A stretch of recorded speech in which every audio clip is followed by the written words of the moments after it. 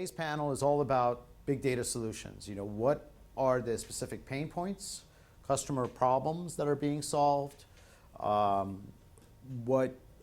big data is being leveraged in the various deployments, what is the market demand for it, and as developers, what are the skill sets and tools that you need in order to get a grasp on the big data technologies that are out there. So big data today is really low level and it's really cumbersome. And so the mission of my company, and I think the future of big data, is how do you build abstractions on top of it?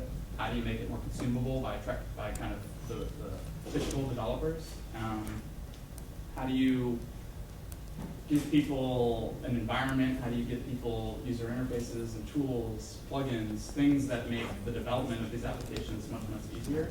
And also, I think the future of big data is going to be around, this is a big part of what we did at Facebook, was unifying batch and real-time stuff. So I'm Josh Bloom. I'm CEO and co-founder of a startup called Wise.io. And we're basically building machine learning as a service to allow developers and data scientists and ultimately enterprise to build real-time insights into big data workflows.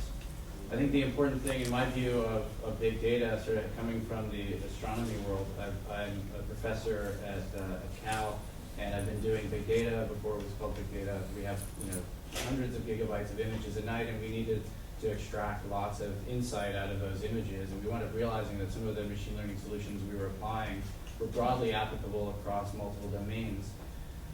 But our view is that big data is just going to wind up being called data pretty soon, and the big data economy is just going to be called the economy. Every company is either now data driven or going to become data driven, or they just won't survive. I'm Seth Proctor. I'm the chief architect at NoDB, which is a company.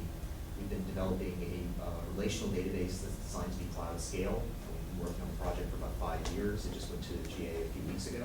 Everyone has a lot of data, and whether you have big data in the sense of a large database, whether you have big data in the sense of you have data that you're doing read-only analytics over, whether you have big data in the sense of you're trying to do some kind of machine learning to find some patterns or find some meaning.